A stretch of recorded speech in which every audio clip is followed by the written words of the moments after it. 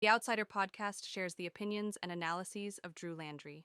They are his thoughts, and his thoughts alone, and do not necessarily reflect every member of his audience or newsletter readers.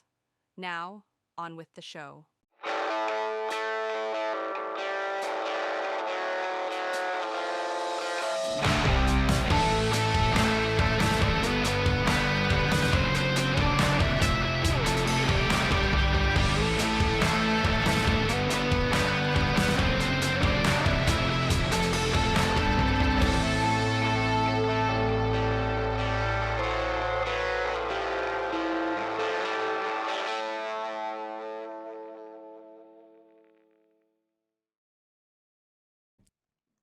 Hello and welcome to another episode of the Outsider Podcast. I'm your host, as always, Drew Landry. And folks, thank you so much for making this the best politics podcast west of I-35 in the Lone Star State. So however, whenever, and wherever you are listening and or watching, please know I'm incredibly grateful for your attention. In today's episode, I have another take on the power of rural Texas in this statewide election. You could even say in rural America in statewide elections. An independent loses his bid for ballot access in the state. And I have an interview with Jesse Cowart. Jesse Cowart is the Libertarian Party's nominee for Texas House District 15. That's around the Houston area. We get into her candidacy, the Libertarian movement, her calling for running, and her expectations in this race, seeing how she would be the first Libertarian candidate to win an election for the Texas legislature. But before I get into any of those things, I have one small thing I want to really discuss with you. And that's this win, the several wins that we have seen here from the progressive movement that have been enjoyed in the Democratic primary. Now, I'm going to say something, and it's been repeated, and and so I'm not the one who should get credit for this, and I'm not going to claim credit for it. But the Democrats are essentially having their Tea Party moment. To take us back to 2010, there was this group known as the Tea Party, and then at the time, T was an acronym, stood for Taxed Enough Already. The Tea Party, you could even say, came even before 2009, where if you remember the first bailout that the Bush administration, the Democratic Congress and President Bush signed into law to bail out the banks after the bank blow up, the whole meltdown of our economy coming in 2007 that led to the housing bubble in 2008. That particular bailout was called TARP, Temporary Assets Relief Program. And those on the right were not exactly thrilled with this particular program to bail out banks. And so you started to see some grassroots going, hey, wait a second here, I don't like this. It didn't really make a lot of hay, it didn't get a lot of attention until President Obama comes into office and he himself does the bailout for the auto industry. Let's remember that vote actually came to Congress and Congress voted it down. But with a new president, and with a new aggressive agenda with Keynesian or demand-side economic policies, we saw him take an executive order and bring in a bailout for the auto industry. And then we see the conversation about the health care debate about what Obamacare should be and so on and so forth. And so that brings the Tea Party movement into what we now know, or what we now remember. And then you had some people who like to deal with the president, whether it was foreign policy or really particular tax cut type of programs, and they really came at him with, they being the more conservative movement, came at those Republicans in the Republican primary and labeled them RINO, R-I-N-O, Republican in name only, means you're a fraud. Well, how do you go after them? How do you try to make the party less of a bailout place and less of a compromising aspect or whatever else? Well, you go after them in the Republican primary. And that's exactly what they did. and some candidates won, and a lot of candidates didn't. I mean, I'm always going to remember here that Marco Rubio and Rand Paul, both U.S. senators at the time, Rubio is now our Secretary of State, are products of the Tea Party. I mean, they won not only their Republican Party nomination, but they go on to win the general election. Come 2012, that Tea Party movement, that Tea Party momentum continues. And where we actually see the most conservative candidates would win the general election, but a lot of the times now they're not going to win in the general election. So you can win one race but then lose another. And we actually saw this happen in 2010 and in 2012. 2010 we saw out of Delaware, then Vice President Joe Biden's seat was up for election. And this is where Chris Coons comes in, and he actually defeats the Republican nominee, Christine O'Donnell. Christine O'Donnell, you may remember, had like the craziest ad ever where she says that she's not a witch. I mean, you have to really scratch your head and go, what are you talking about? There's a whole backstory on that. I'm not going to get into it. But that was in 2010. And then in 2012, you had people like in Missouri with a candidate like Todd Akin, and Indiana, where you had a candidate like Richard Murdoch, who completely fumbled and went way extreme on the issue of abortion. And they said very regrettable things. They said very just stupid things. Todd Akin says that, he said in an interview, and y'all can find this, that if it's a legitimate rape, the female body knows how to shut it down. Richard Murdoch goes on to say that if there's a life that comes out of rape, that it was something that God intended to happen, suggesting that perhaps God intended for that rape to actually take place. Now, that's the inference that came from Murdoch's statement. Now, both of these particular candidates made an apology and tried to clarify their particular positions on this, but it didn't do them any good. So they won their Republican nominations, but they lost in the general election. Now, I say all that to get to this. Democrats could possibly be experiencing their version of the Tea Party, where you have more progressive candidate Abdul El-Sayed, who defeated Haley Stevens in the Wolverine state for U.S. Senate. U.S. Senator Gary Peters is retiring from that seat, therefore leaving it open. And the Republicans nominated Mike Rogers, who, former congressman, he ran in 2024. He lost to Elise Slotkin. But now he's back, and he feels like he's got a really good chance for a second chance. And with someone like Abdul El-Sayed,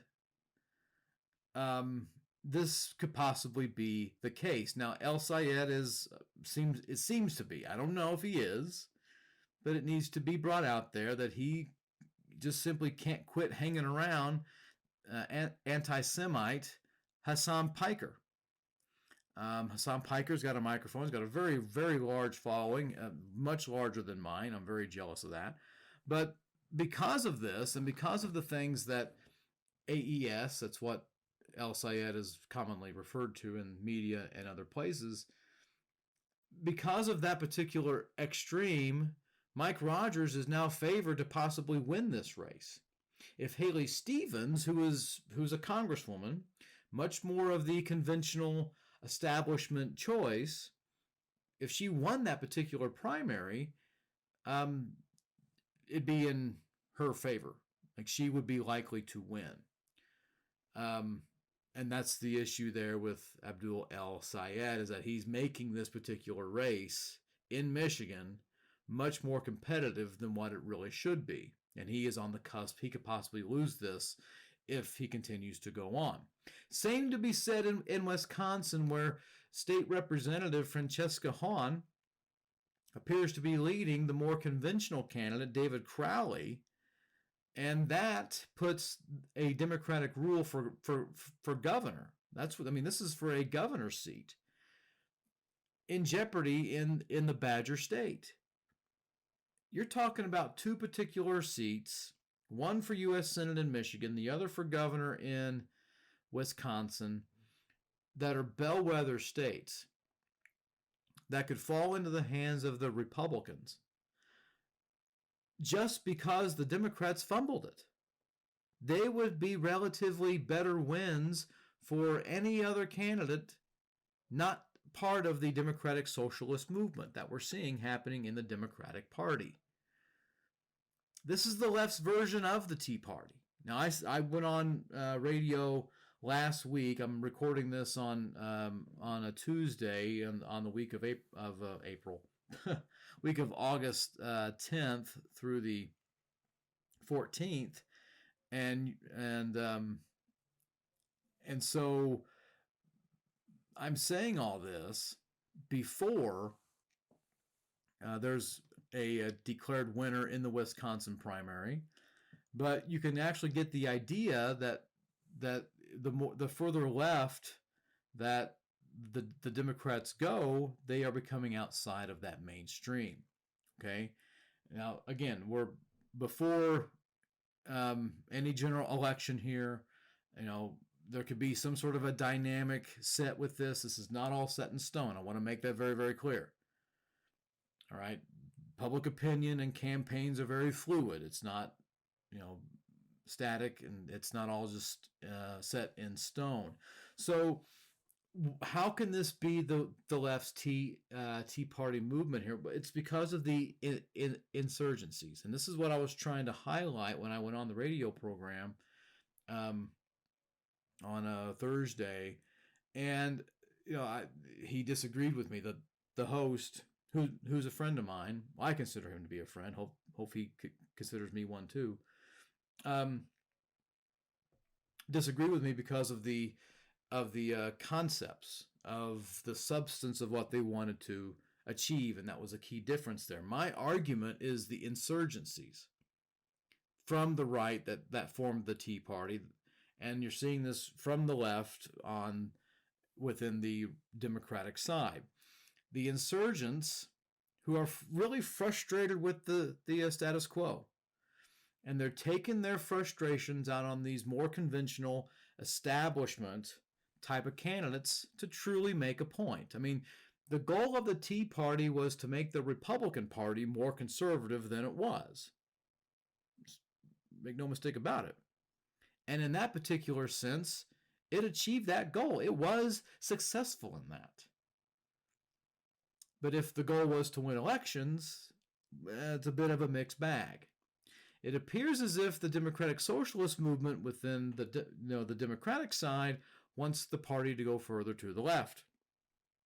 And winning elections should be the biggest goal of them all, for both Republicans and Democrats alike.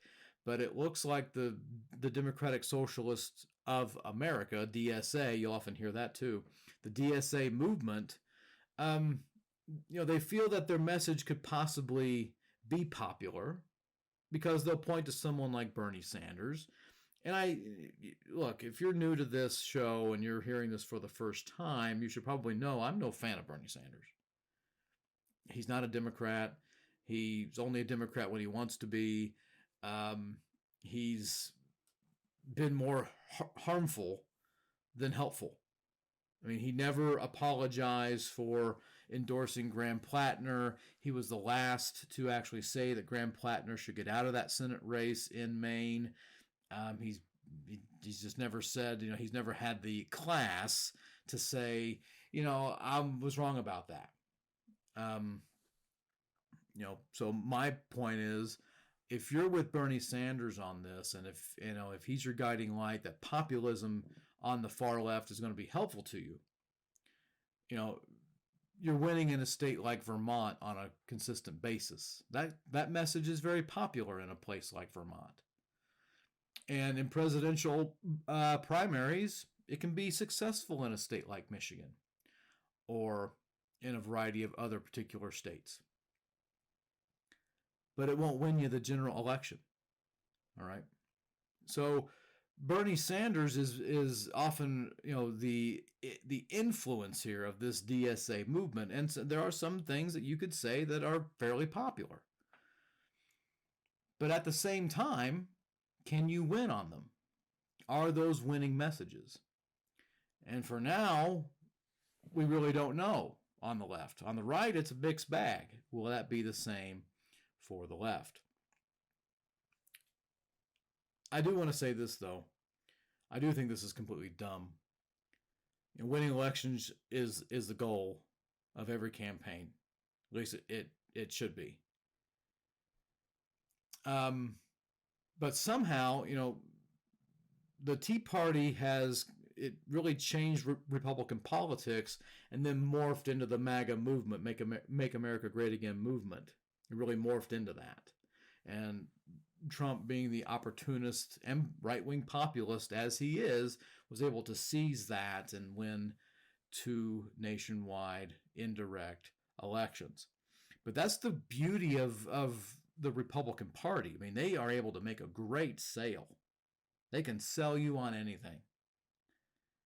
And they were able to sell the American public in several elections that a small government, no matter what it looks like, is the best. Just except when it's best for them.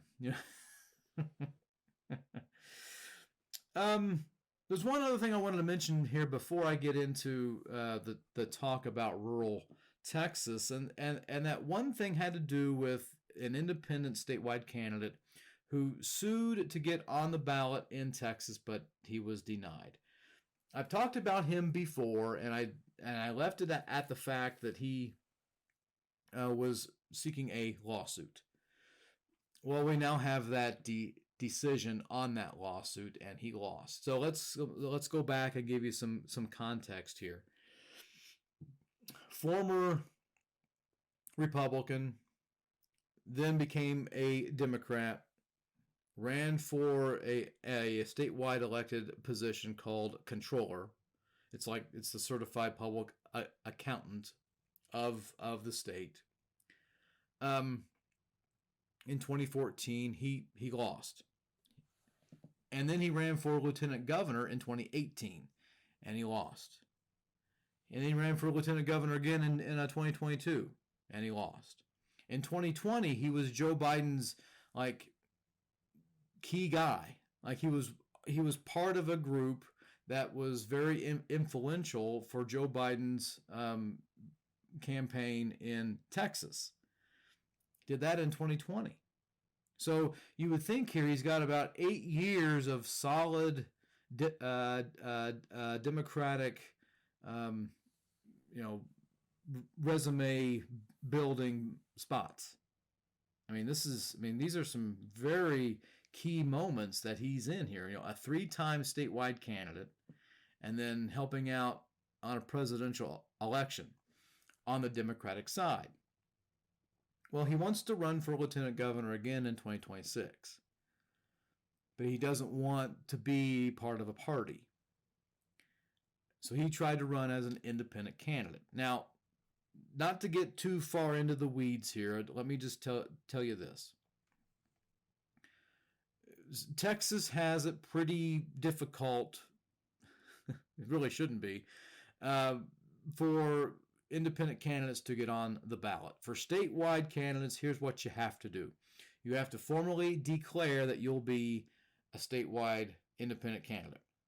You cannot vote in any party primary. All right? You cannot vote in any party runoff. You cannot attend any party convention. You cannot sign any party signature petition. You can't do those things.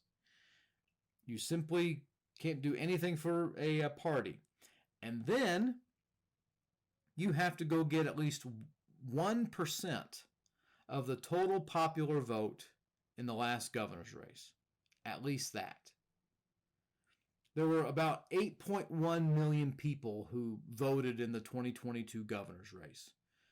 1% of that is about 81,000 people. This guy who I'm talking about, his name is Mike Collier. Mike Collier needed to get 81,000 signatures of registered voters who were independents. That's the part of Texas law. So if you're going to run as an independent candidate, you have to get signatures of people who are also registered voters but independents.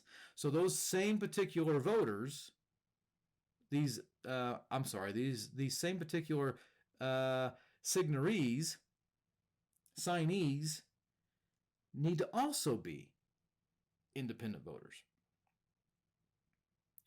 It's 81,000 people. Folks, Texas has well over 30 million people living in this state. You could say there's about 16 million registered voters. This really shouldn't be that difficult of a thing to do. But he said what his frustration would be is that he could employ a particular group to do this, and it would cost him millions of dollars, and he didn't want to do it. He wasn't doing well with campaign contributions to help him with this endeavor. So he sought to sue. He sought to sue the state over its particular laws to say that this was too frivolous of a reason to keep independent candidates off the ballot. 1% of the vote? It isn't, though. It's almost like we have independent candidates who have run in the past, and we get independent candidates who have run for Congress, and they follow the rules. It sucks that those are the rules, but they are what they are. And we've had independent candidates before who've ran for governor, 2006 is the great example of that. That said, Mike Collier sued the state and he lost. I don't know if he'll appeal. I doubt it. But that's kind of what, that's really where things stand here. He's not exactly happy about this because he didn't put the work in. He didn't put the work in, folks. That's just what it comes down to. I like Mike. I do. Again, I told you this last time. He and I ran at the same time. I ran for state representative in 2018. He came to Lubbock. We got a picture together. I mean, I think I showed it to you the last time. He's a knowledgeable guy, right? He's a bit of a geek, but a lot of CPAs are exactly that. He's genuinely a nice dude. And he means well, and he has pretty decent ideas. But when you lose 3 statewide elections in a row, probably time just to kind of to reel it in. I mean, sure, you want to go for a 4th time, fine, but at some point you're going to be labeled as somebody who just wants to run for elections. You're just a continual candidate. And you kind of have to give that up. So, just case in point, there were people who were trying to get me to run in 2020. Hey, it would be great if you ran again in 2020. I knew what the prize was. I didn't have it in me to do that same type of dedicated campaign. I just didn't have it in me to do it, let alone the fact I didn't think that, that my job would let me to, keep doing my job while also running for something. So it's not, I wasn't going to do it. I'm probably not going to do it again. But that doesn't mean that others shouldn't. But what I'm getting at is this. At some point, you got to give it up. And Mike Collier needs to give up the ghost. You tried, and this is where we are. You got to get behind Vicki Goodwin. She's the candidate for lieutenant governor in Texas on the Democratic side, and just in this charade. And that's where we are here. I mean, you gave it an effort. You should have been able to get on the ballot with 81,000 signatures being the minimum threshold. There's a part of me that's very glad that you didn't. But that aside, I don't know if we'll see Mike Collier again in Texas. He probably needs to run for something countywide. I think that might be a good place for him, and then maybe he can make a comeback from there. But as far as statewide is at this moment, that may be the last that we've really seen of him. Now, this one other thing I wanted to get into here was, before I get into my conversation with Libertarian candidate for the Texas legislature, Jesse Cowart, has to do about the power of rural Texas. And I want to say this before I get into it. I always have to preface things. So I don't know how many people watch or listen or anything like that. I don't. I know how many people this goes out to, but the reason I say that is that there's a particular group who likes to take things out of context, and they like to kind of grill you for it, So there might be some things that I'm going to say here that might be taken out of context. And I might be lambasted for something that I say here that gets taken out of context. That's fairly typical. But that aside, here's what I have to say about statewide races. We are seeing here in Texas something that hasn't happened in a very long time. You're actually seeing, with some polling data, and I don't want to pour cold water on this just yet, but with what is running to be a close election up and down the ballot, you could make the argument that the margins are going to decide who the winners are going to be. And that margin could possibly be rural Texas. Now, here's where I get lambasted. They'll say, well, you're just, there's not that many people who live in rural Texas, whether it be east, whether it be west, central.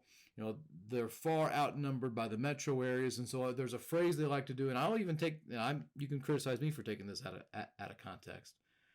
But what they'll say is fish where the fish are. And it's a phrase they like to use time and time again. I get it. I mean, it makes the most sense. And the strategy for what has been done here for the Republicans to keep winning statewide is really this. And it's quite simple. It's not brain surgery or rocket science or anything that's incredibly difficult. It's the same winning pattern that they've done for the last 30 years.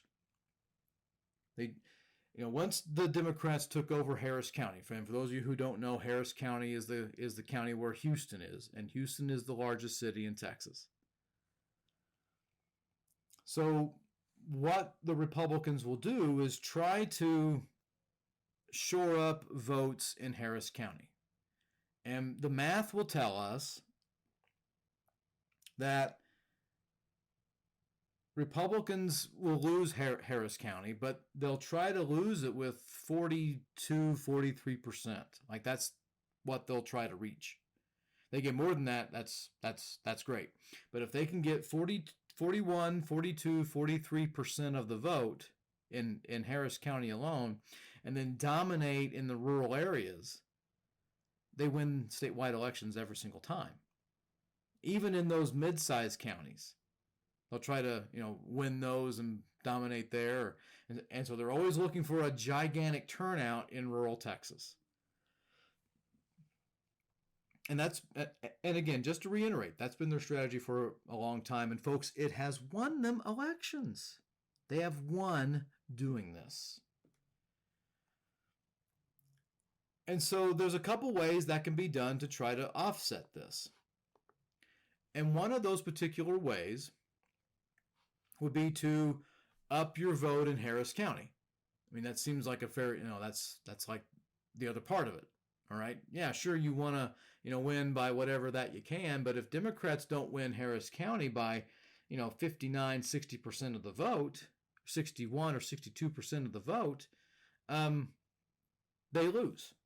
And, Democrats are going to win Dallas County. Dallas County is a fairly blue county. They'll win it like 65-35. They'll probably even win Tarrant County this go around. Joe Biden won Tarrant County in 2020. Beto O'Rourke won Tarrant County in 2018. Williamson County, which is north or south of Austin, Hayes County, which I want to say is south of Austin.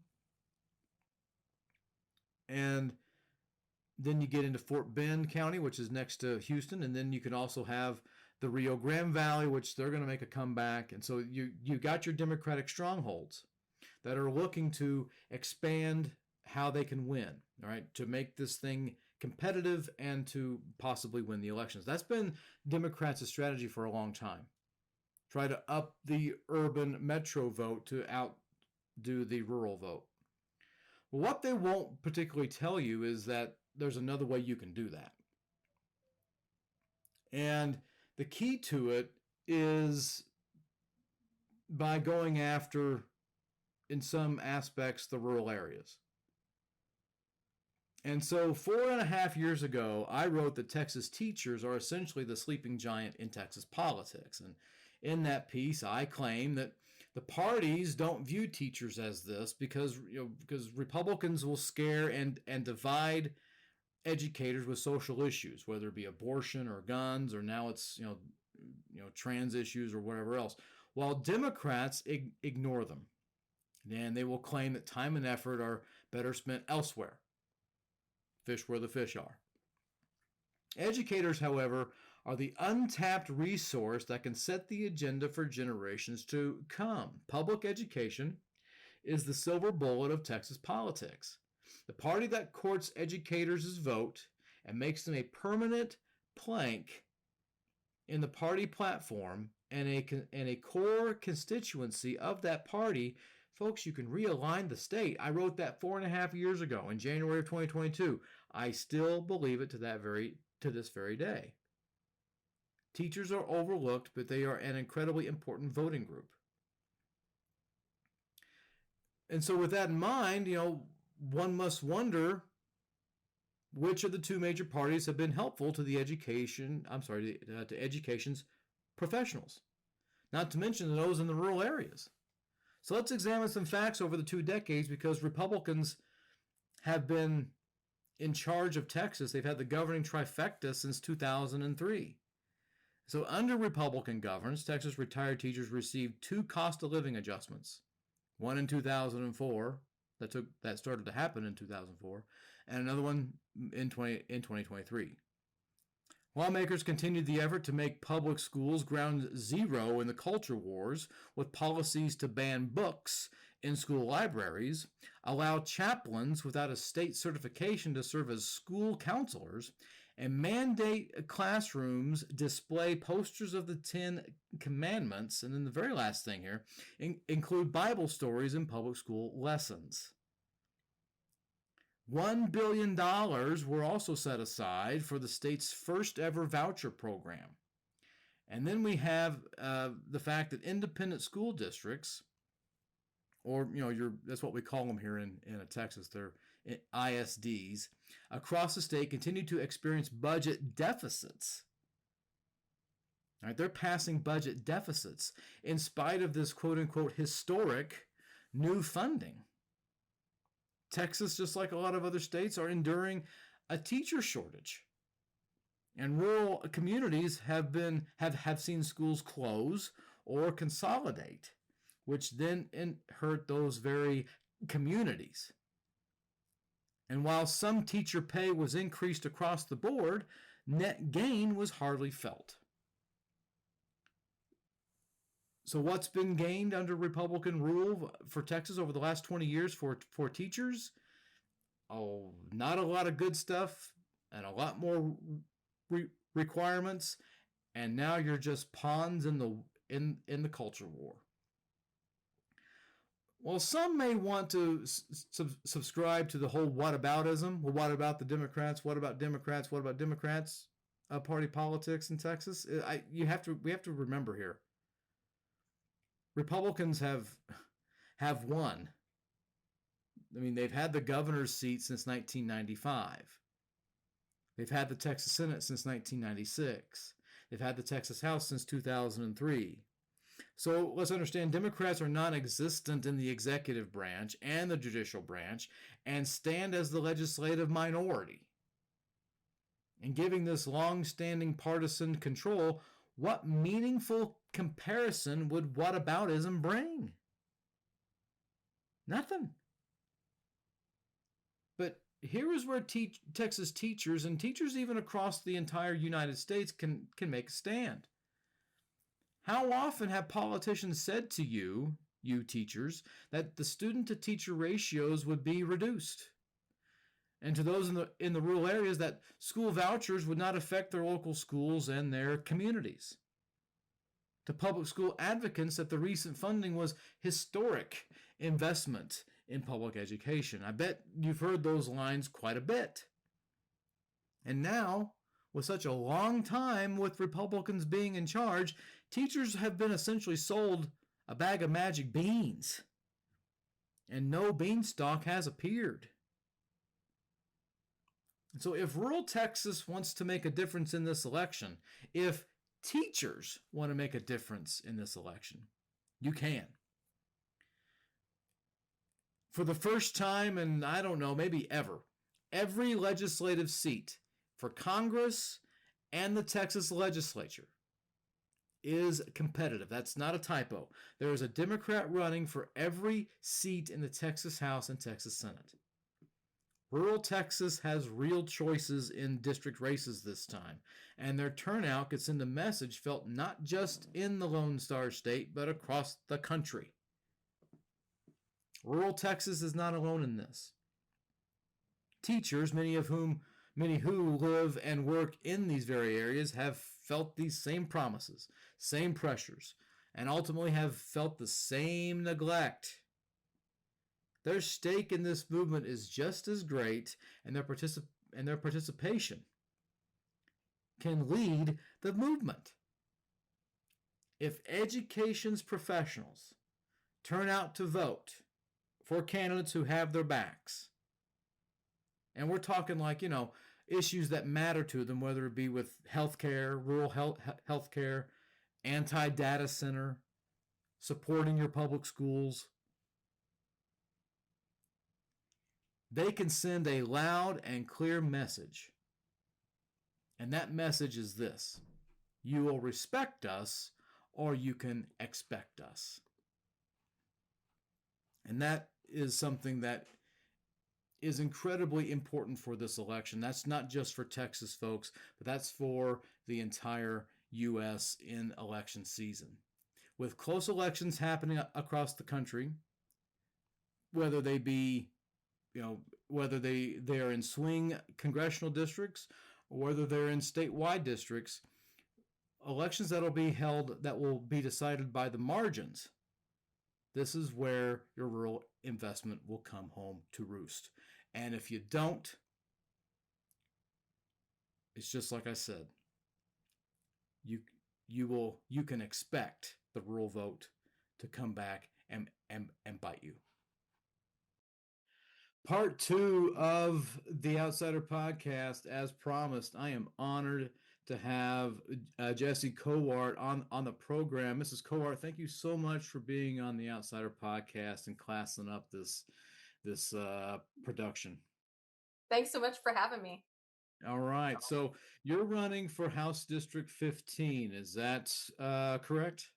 That's right. House District 15 is in Montgomery County, wholly contained within Montgomery County. For those who aren't familiar with where Montgomery County is, it's the county directly north of Harris County, where Houston is the county seat. So we're kind of considered the northern suburbs of the Houston Metroplex. Okay. And you are running in the open seat because of, state representative who then challenged Dan Crenshaw, Steve Toth, has he's now left that seat and left it open. Is that right? That's right. Yeah, he's held the seat for some time. But yes, he did decide he was going to go for the primary for Congressional District 2, and he did successfully primary Dan Crenshaw. So he will be on the ballot in the general election for Congressional District 2, leaving House District 15 with no incumbent for the November election. Okay, so let's get into it here. Have you always wanted to get into politics? Has this been like something that you've like an ambition of yours or anything of the sort? It has. I've always been passionate about politics. Always been passionate about liberty and justice. I've spent several years in party leadership in the Libertarian Party. So I was recently vice chair of Libertarian Party of Texas. Didn't seek reelection for that office because I decided to run for public office. But it was always kind of one of those things where I was more of the behind the scenes person, doing the administration, volunteering on campaigns, definitely being at the Capitol during legislative sessions, lobbying, helping draft, edit legislation and everything, but really was kind of more of the behind the scenes person. And a big part of that was because I was raising kids.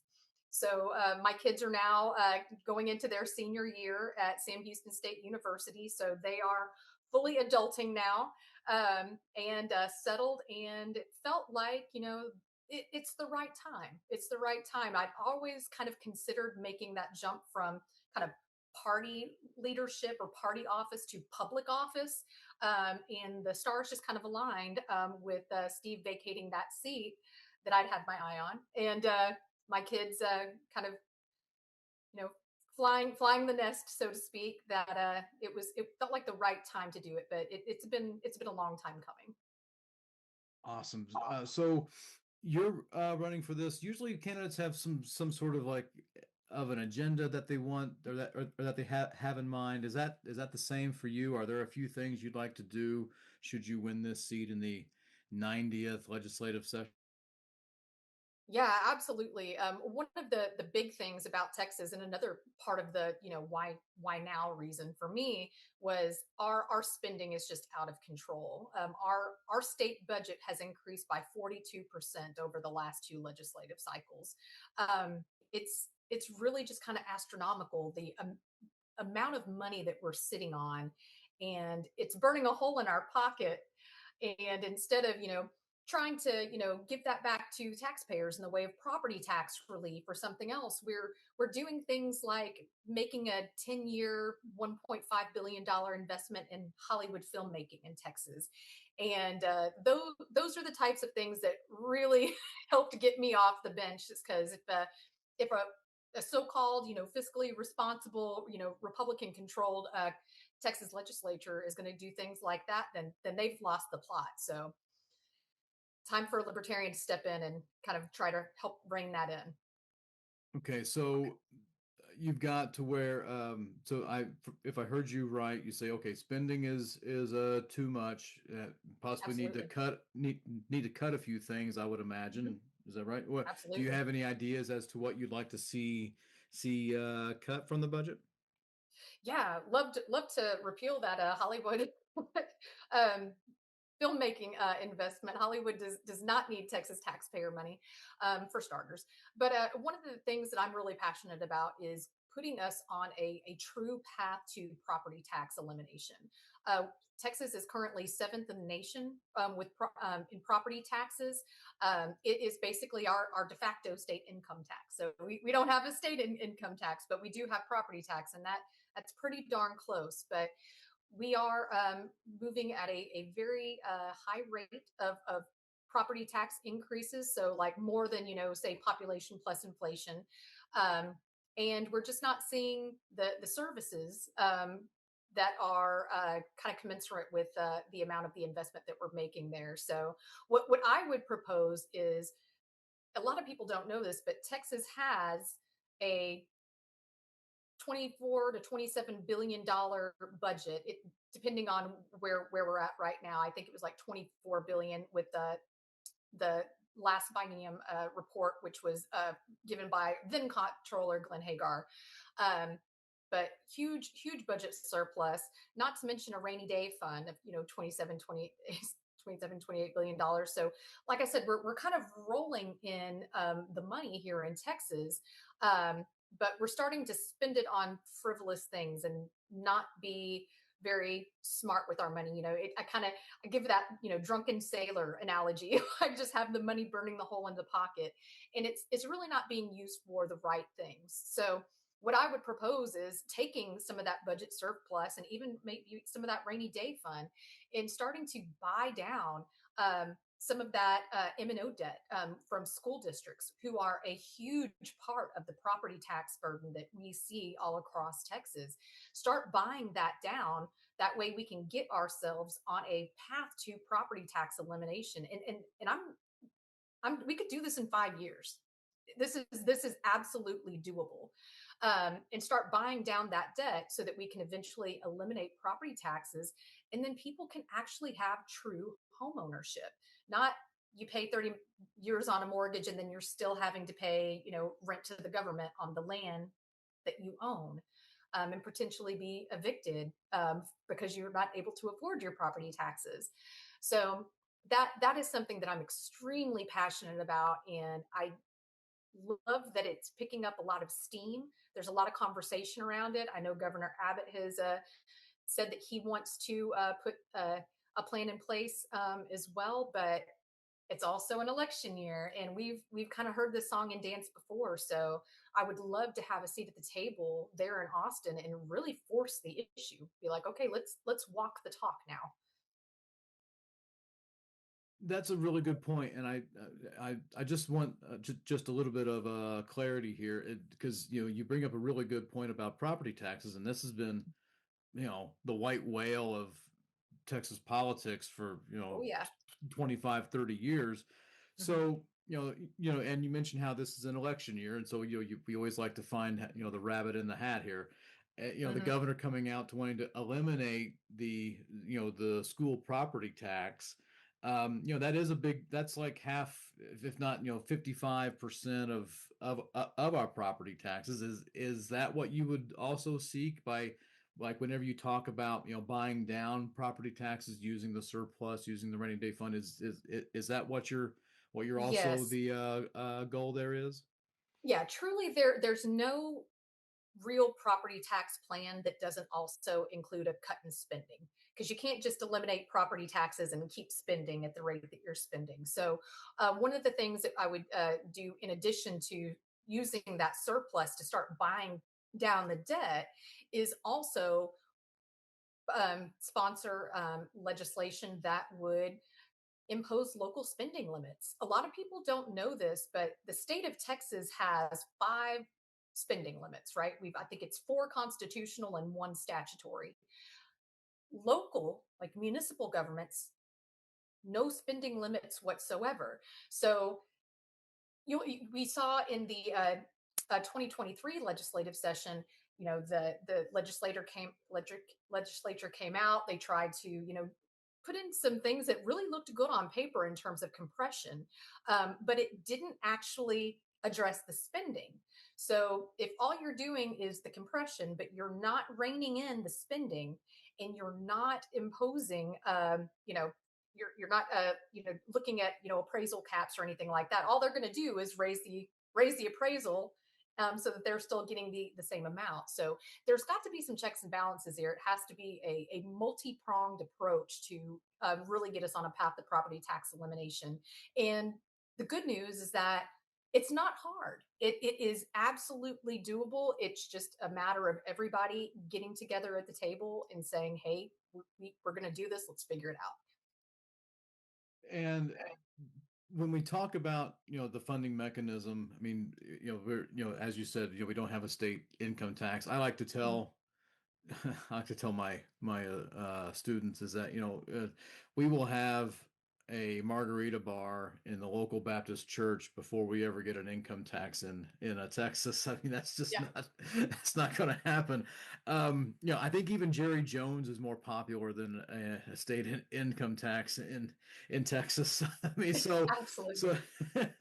and so if since we don't have that, and if we limit property taxes, it seems like the big funding mechanism would be the sales tax. Yeah. There are some of the very what they would call themselves very fiscally on the conservative side who would say Mhm. even through that we still wouldn't Mhm. have enough to fund something like indigent care or aspects of public education. Do you think those have gotten too bloated that they need to be cut anyway, or do you think we can find the ways to actually fund those, or what, what do you make of Yeah. that? Yeah, no, I think sales tax is the solution there, and the reason that I say that is because at least sales tax is transparent. It's not based on some kind of arbitrary appraisal. You with the sales tax, you know what you're going to get. So I wouldn't say like, all right, let's eliminate property tax and then like let's raise sales tax astronomically. I don't want to rob Peter to pay Paul, right? But what I do want to do is if we are going to pay for those services, let's make sure that what we are actually paying for with the sales tax are truly needs versus wants. What are we actually funding, and is it adding value to taxpayers, to the Texans at large? So I think that is something that I would really like to see. I do know that, and oh gosh, I'm forgetting the acronym off the top of my head, but it's basically like the Texas version of Doge. I'm very excited to see what they bring to the table coming out of their reviews of those things. And I really do hope that it's not just lip service like the US Doge, right? Like they claim to have found all of this waste and everything, and I don't think a single thing got codified by Congress. So it's like, what was the point? Was it all performative? But anyway, again, high hopes for the Texas Doge being able to identify some areas where we can cut the waste. That way, if we do end up moving from a property tax system to more of a sales tax system, we don't see a material increase in sales tax to try to account for everything that still needs to be paid for. Pay for the basic things, infrastructure, basically the things that are a proper function of government. All right. Um, so I want to ask you here, just to kind of not so much pivot, but I guess kind of pivot. Sure. Um, where do you like? There's been a long conversation, at least, well, I say long conversation. It's been in the in the news recently, maybe about the 6, 7, 8 years or so, about the whole conversation over legalization or decriminalization of marijuana. This Mhm. last session, there was it felt like, and that there was really a full court press, a big blitz to kind of just ban it, just ban all Mhm. sorts of a THC back things. And then this later happened, and earlier this month, all things that are pretty much THC are pretty much banned in the state. Mhm. Um, what do you make of that? Do you think? I mean, is there room for conversation to potentially have this for a business purpose and maybe even regulated? Or what's your philosophical stance? What and where do you stand on such a move? Yeah, I mean, depending on what data source you look at, Texas hemp industry is $2 billion for all intents and purposes. I mean, so we're effectively putting thousands of small business owners in multiple thousands of employees out of a job right now, and for what? I don't believe that the government exists to save us from ourselves. I think that it's very telling. So you had mentioned that the new law went into effect on July 31st. So number one, that did not come through the Texas legislature. Greg Abbott that. And so then they went and found a loophole to say, oh, well, now the Texas Department of Health Services are going to do it. And then the Supreme Court upheld that. So I want everybody to just kind of pause and take that in. That wasn't done by our elected officials, it was by appointed bureaucrats. That full stop. So just to kind of piggyback on that, though, going back to the it going into effect on July 31st. So as you likely know, within hours of that going into effect, there was already an appeal that was going to a Texas federal district court. And in that, it was very interesting to see that they were still talking about, like, okay, let's talk about, age. We're talking about adult here. Nobody's trying to, peddle these things to children, which is kind of the conservative narrative, right? Is that we've got to protect the kids. These people aren't selling to kids. Kids can't even get in the door. Dan Patrick tried to walk into a shop in Austin, and he was asked for his ID. Like, it's just the narrative that they are putting out there is very far from what I think reality is. And as someone who thinks that adults have personal responsibility for their well-being, it is not government's job to take care of me and mine. I would absolutely fight against any ongoing efforts to try to codify this from a legislative perspective, or take it any step further. That's not the it's not the American way, and it's certainly not the Texan way. Yeah, that's a really good point. There's, I'm out here in West Texas, and there's some hemp farmers. There's people who have actually done who have reinvested their entire life savings, their entire livelihood into that. And so the state senator out here is he's really been the one to really bring out the charge. And he's just kind of like, hey, that's their choice, and now they've made their bed and they have to deal with it. So he's kind of throwing up his arms and said, so what? And I think that's an interesting perspective that you bring out there. Is that's part of the great American experience about businesses, small businesses, and Mhm. and you do mention a thing about some smart regulations here, where you don't, you have aspects of age, and that that's a very thoughtful approach, as opposed to saying no limitations at all, everything's legal, which Yeah. that seems a little bit much. But anyway, I want to ask you next here about just to kind of talk about the libertarian movement in general in Mhm. Texas. A lot of Republicans get very upset at libertarians for being on the ballot, Oh, and yes, they they kind do. of like to do the whole Donald Duck. You're the whole conversation about you're stealing votes away from us. Mhm. How do you deal with that? Like, is that just a constant headache that you're just like, I'm tired of hearing this? It's a constant headache in that there's generally some kind of legislation every cycle where they're trying to kind of get a one up on us, and either mess with our ballot access, or mess with our filing fees, or things like that. So it's been kind of a constant battle over the past 10 years. The interesting part about it is that libertarians do take Democrat votes as well. I mean, there are plenty of blue dog Democrats out there who don't even recognize their party anymore. I have one of them working on my campaign. Like, they're done, you know. And but same thing with Republicans. They see, the Trump administration buying, equity shares in private U.S. companies, and they see it for what it is, which is socialism. And they're done with it too. They see baseless wars in Iran. It's not just the Republicans that we pull votes from. We do pull from Democrats too. I think the quantity of from which party we pull from is going to vary state to state, right? Red state versus blue state probably looks a little bit different. But at the end of the day, what I tell people whenever they are just like, well, gosh, I really dig what you have to say. I would love to vote for you, but I just don't think that you really have a chance of winning. And I feel like, giving my vote to you is basically giving one vote to the Democrat, for example. I I've heard that so many times. It's the whole wasted vote fallacy, and I've yet to find the secret sauce to get people to stop falling into that fallacy.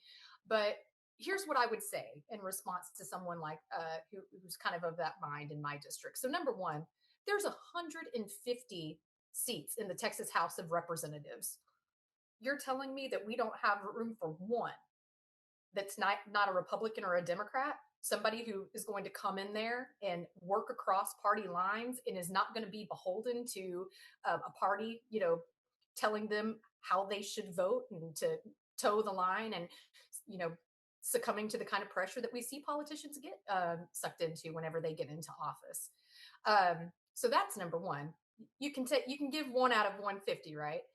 But then two, like the only wasted vote is the vote that's against your conscience. So if you're plugging your nose and voting for a Democrat or Republican, whichever you consider the lesser evil, right? That's the wasted vote.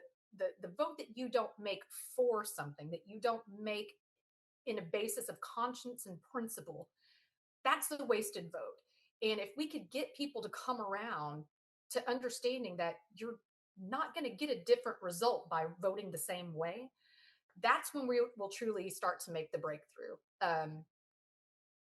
It's a hard road. It's a hard road, and that's having that conversation multiple times and empowering people to go out and have that same conversation with friends and family. But that's how we'll ultimately get over the hump. But it's going to take people taking that first step and voting their conscience.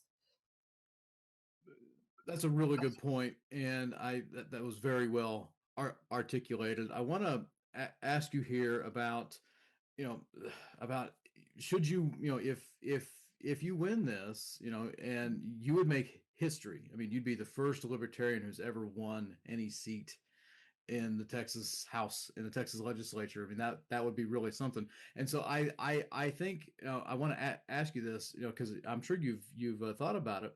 You know, who would you caucus with? Because you might be the only one there. And so, I mean, of course, I don't know how much you've studied the ledge, but it's so petty, and they get really mad when I say that. By the way, like it's like middle school, and it's Oh no, I've seen well, it. and I've been on the ground. I have seen yeah, it. exactly. So yeah, you've been ground zero. You've seen how petty that they all can really get.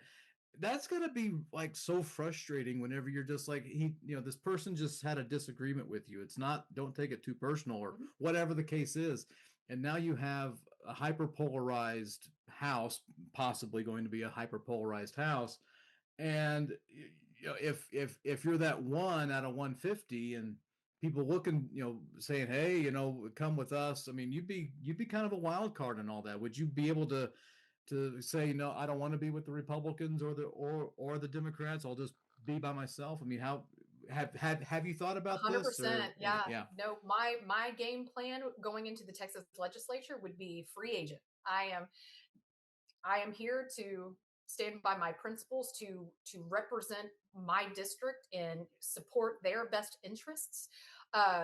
And I will not be swayed by Republicans or Democrats, no matter how friendly. And just to say it, like there's going to be times when I'm really more aligned with the Republicans, and maybe that's on things like property taxes, um, and things like that. And then there's going to be times where I'm probably more aligned with the Democrats on things like the marijuana legalization or decriminalization. Um, I will always vote based on liberty and constitutionality.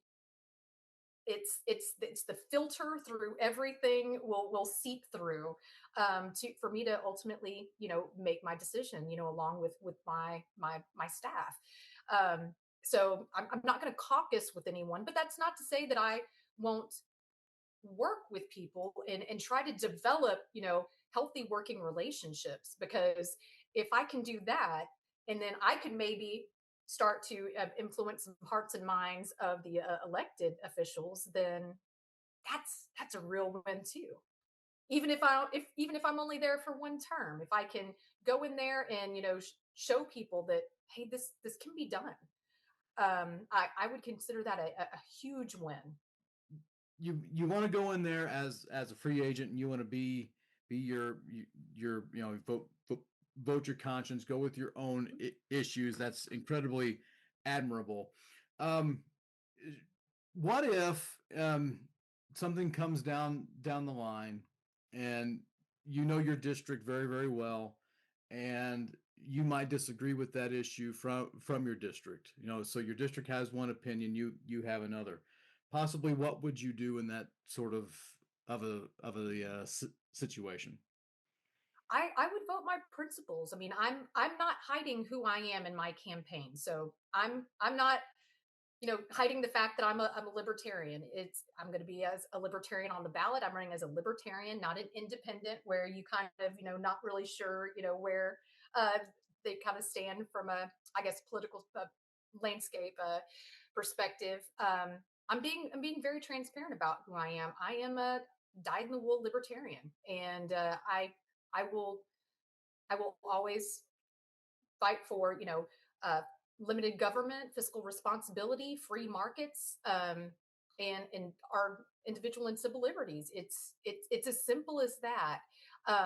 And there's going to be times when probably some of my constituents don't like the way I vote, um, but I will always give them an honest answer about why I voted the way I voted, and thank them for their feedback, because it's important to give feedback that way. Yeah.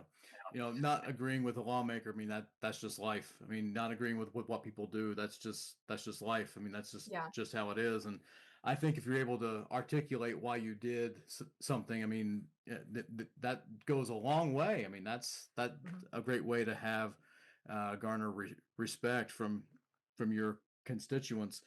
You mentioned earlier, and this is what I was going to ask you earlier, was that you talk about how trying to be convincing to the voters. One thing I found was in your TEC report, you actually have more funding. Like you've been able to fundraise more than the Democrat has, and we're talking like about maybe like I don't know, close to a lot.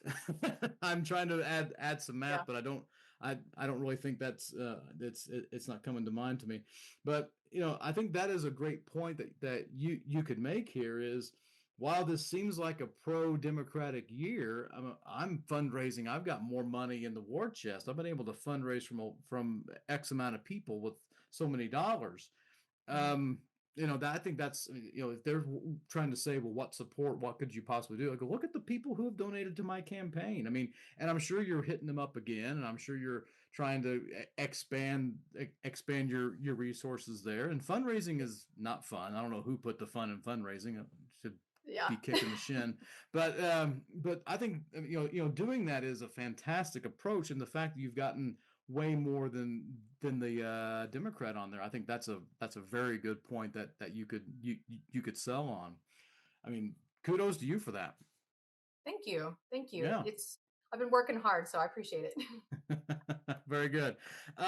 So I also wanted to bring out here about um, where do you other than like fiscal spending and the marijuana issue, what else do you find yourself kind of finding where you are with Republicans and finding you with the Democrats? Would it be something like the issue of abortion and the issue of gun rights, or is there something else, or are you both ways on Yeah, that, or no, yeah? absolutely. I'll tell you a place that I find commonality with both of them, and that is the issue of civil asset forfeiture. And it's one of the issues that I'm trying to highlight as part of my platform, because it kind of floats under the radar. But if you look at the Texas GOP platform, the Texas Democrat platform, the Texas Libertarian platform, all three major parties agree that we should abolish civil asset forfeiture. In every single legislative session, there's at least a couple of bills that are put forth to reform or abolish, just to do just that. In every single session, it fails. Now, if all three parties are presumably in agreement on this, why can't we get this over the finish line? Well, the law enforcement lobby is serious in Texas. So that's kind of the answer there. But that would be a great where place for me to go in and start talking to people across the aisle on both sides, saying, "Hey, let's finally get this done. Like, let's walk the talk and let's go ahead and finally eliminate civil asset forfeiture. It is legalized theft, and there's absolutely no place in our society for it." Just to kind of give the audience a little bit of a idea as to what that is. Sure. Could you give like a short like crash course as to what exactly civil Yeah, yeah. asset forfeiture is for us? Yes. So civil asset forfeiture is, let's say you get pulled over and you are searched, and maybe the police officer thinks you may be, using, dollars or guns in some kind of nefarious way, and they basically seize your property. And that is done before you have gone through any kind of due process without a criminal conviction, hence called civil asset forfeiture as opposed to criminal asset forfeiture. But the civil asset forfeiture basically allows them to take your property before without having gone through due process of the law. And that is I mean, we talk about the law enforcement lobby. I mean, they got to pay for it somehow. But that is where civil asset forfeiture comes in. So taking your property without any kind of criminal conviction. So I think that any person who's being honest in a free society would agree that that is not something that we should be allowing by our law enforcement at any level. Okay.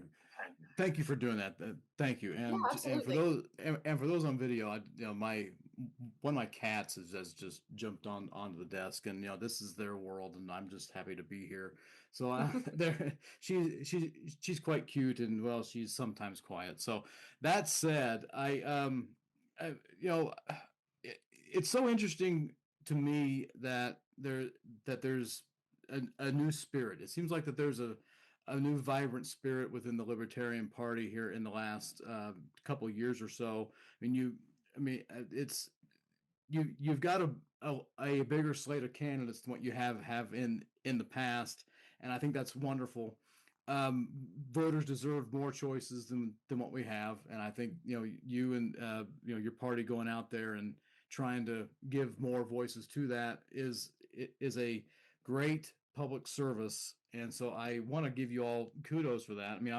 I can always we can always count on statewide candidates from libertarians, even sometimes even from the Greens. It's a little more Mhm. difficult for the Green Party, but you know to have district wide candidates too, I think that's really awesome, and I'm always admirable of anybody who runs for office. I don't care if it's for county sheriff or you know you know it could be being appointed to being the dog catcher around here. So I think that's awesome, and I and so um, I think it's great, and I'll be watching your race. And do you have anything else you'd like to add, or anything that you'd like to say about your website, or where people can find you, possibly donate? Anything else you'd like to bring out Yeah, there? absolutely. So if you want to check out my website, that is www.cowartfortexas.com. So